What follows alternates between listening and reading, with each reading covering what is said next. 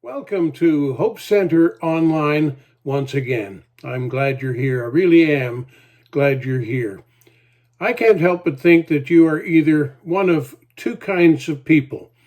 Either you are already a believer and have surrendered to Jesus, or you are wondering what it's all about. If you've believed something else, you wouldn't be here. Over the last while, I've been talking about the Bible as a very odd book. And that's because it presents as a collection of stories, sometimes seemingly totally disconnected. In fact, the Bible is a single story about Jesus and his critical role as the Christ in our lives. Now, I know the term the Christ may confuse you for now, but let's focus today on the book. Let's talk about why I believe the Bible. Well, first, the Bible as a book is not what I first thought it to be. It is not a disconnected hodgepodge designed to bring you into a religion. We already have enough religion, thank you very much, in our world. Religion like politics, religion like the pursuit of wealth or power, religion that sets people apart based on the color of our skin or our gender. In fact, the Bible is not about what separates us, it's about what unites us. I believe the Bible is what explains how we got here, why we are here, what we should do while we're here, and where we are going when we're done here. I believe the Bible is about the origin of life, the meaning of life, and the permanence of life. Now that says a lot, but it doesn't yet tell you why I believe in the Bible as a truthful and accountable document, as a foundation for my life. So let this be kind of my little testimony about the book. Here's why I not only believe the Bible, but I believe in the Bible, and that's not the same thing. I can understand someone who says they believe the Big Bang Theory and the theory of evolution that follows it. I can believe that in people. I can also understand that people do not see the Big Bang as a foundation for life. They believe it, but they don't believe in it because it offers nothing to our time here, and it offers no suggestion of what happens when our time comes to an end here. So here's why I believe in the Bible. The Bible is a reliable collection of historical documents written by eyewitnesses and people who lived during those times. They reported on supernatural events that led to the fulfillment of specific prophecies. Now let's unpack that statement a little. The Bible is a reliable collection of historical documents written by eyewitnesses and people who actually lived there during those times. You see, this is a book of events, somewhat like a journal, or maybe more accurately, like a news magazine. There were many hands that wrote about what they saw or what other witnesses described to them. There were accounts of the births and deaths, clearly showing the lineage of the kings and the political leaders of the day, not to mention the key characters of the overarching story. There were detailed accounts of the movement of people, the wars, and the displacement of those on the losing side.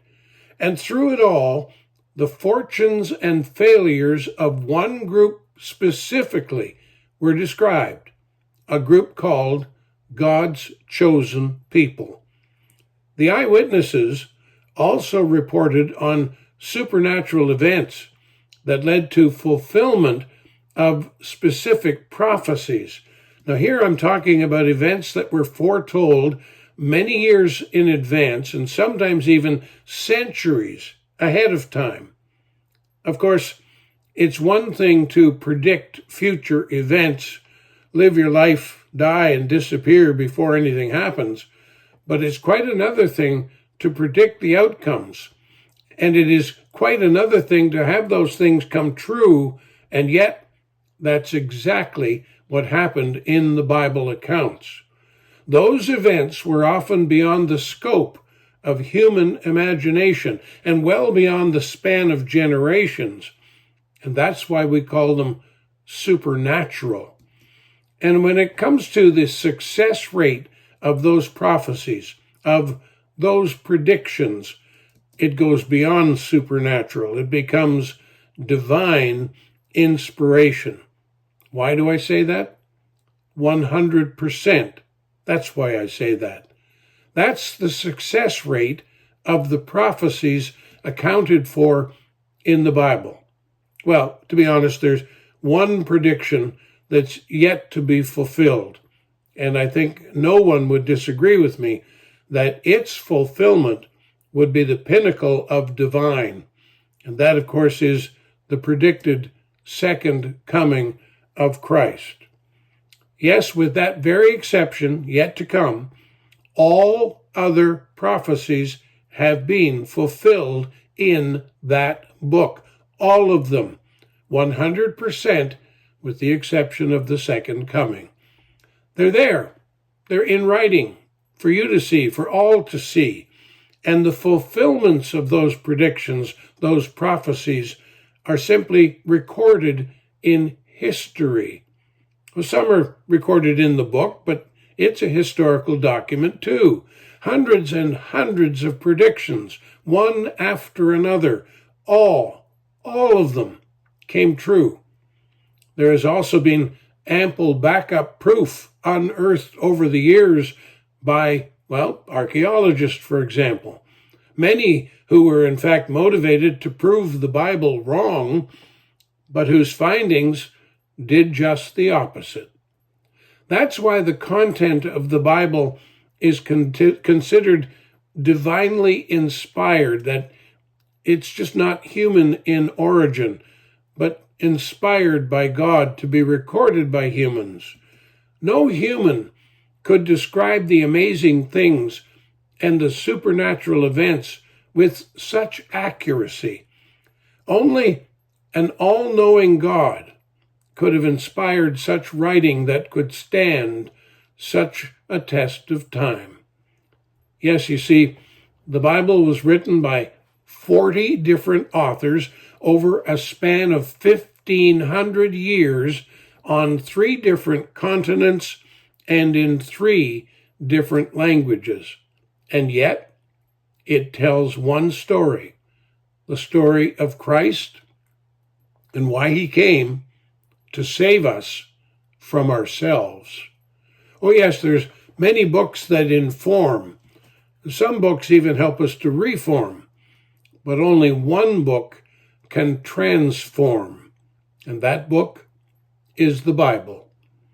And the more you study it, my friends, the more you study the Bible, the more you reveal how much the world has lied to you, has tried to take you off course, to take you away from truth.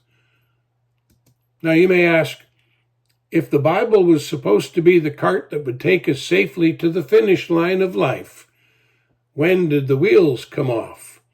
Well, some would say that was Prime Minister Trudeau, but let's save that for next week. Yes, come back. We'll explore how it all went off the rails. I thank you once again for being here. I hope you find our faith messages are worthwhile, hopefully thought-provoking for each of you. You see, we live in troubled times, in a culture that has turned its back on God, a culture that is losing hope and patience, a culture that does not want to hear from us. Our task is made more difficult, more challenging than ever, but it is also more important than ever. So let's lean on each other. Let's work as one. Let's gather in strength, and most important, let's gather in faith.